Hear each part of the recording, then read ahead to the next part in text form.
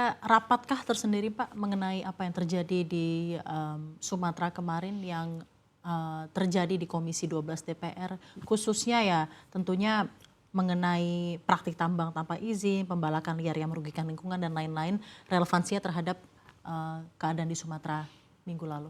Secara khusus kami 2 hari yang lalu kami sudah rapat dengan Menteri Lingkungan Hidup. Oke. Ya, Kapan itu Pak? 2 hari yang lalu ya. 2 hari yang lalu ya. Full beserta dengan seluruh jajarannya ya. Dan kami meminta laporan terakhir bagaimana situasi yang ada di sana dan memang itu sangat memprihatinkan. Baik itu terjadi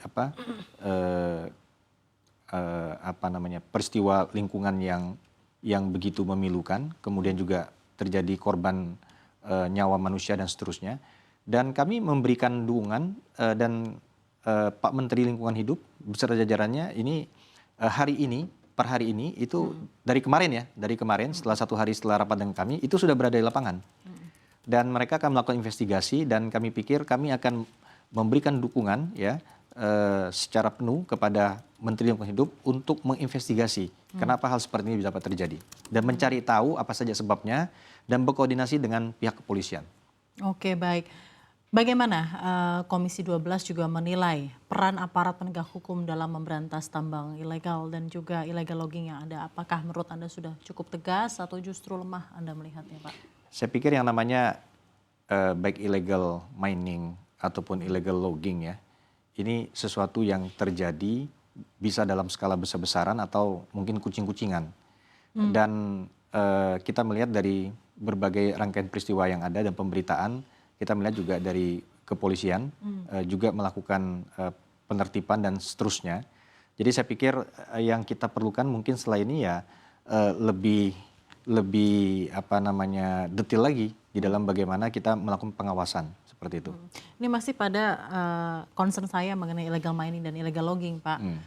Menurut Anda, dari kacamata Anda sendiri Pak Bambang, kebijakan apa yang menurut Anda paling mendesak untuk memutus rantai illegal mining dan illegal logging? Begini. Apa tidak ada one size fits solution atau seperti apa? Iya, jadi sebetulnya kan apapun itu ketika dia melakukan kegiatan usahanya yang secara ilegal itu, pasti di ujungnya akan nampak. Misalkan kalau pertambangan, ya kan kita harus kendalikan itu pada level pengolahan lanjutan dan seterusnya.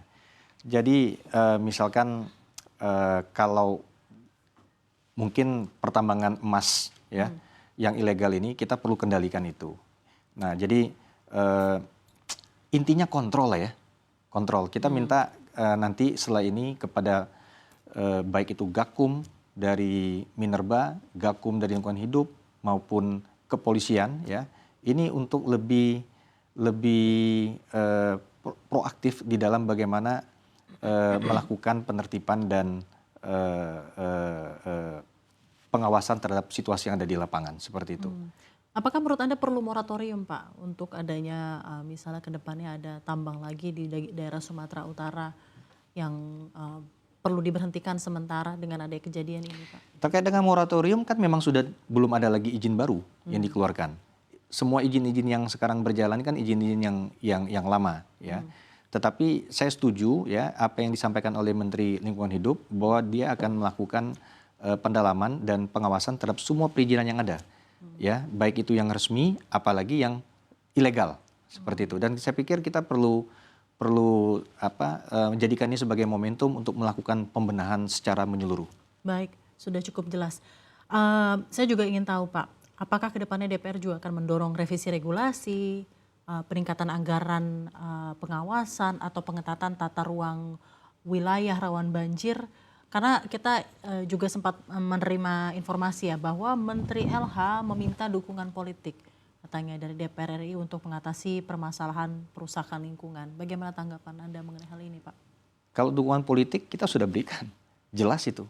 Bahwa 2 hari yang lalu kita sampaikan bahwa kita mendorong dan mendukung kepada Menteri Lingkungan Hidup untuk melakukan langkah-langkah yang diperlukan untuk di dalam bagaimana menginvestigasi ini dan kemudian memberikan hukuman kepada yang bersalah.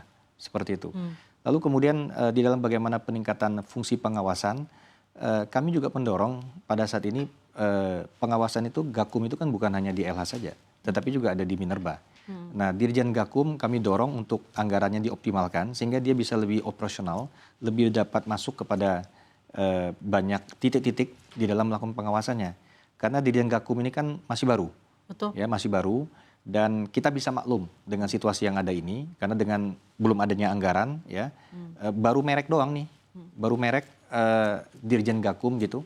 Nah, sehingga kita berharap tahun 2026 beliau akan lebih optimal di dalam bagaimana bersinergi dengan seluruh stakeholder untuk melakukan pengawasan terutama di sektor pertambangan ini.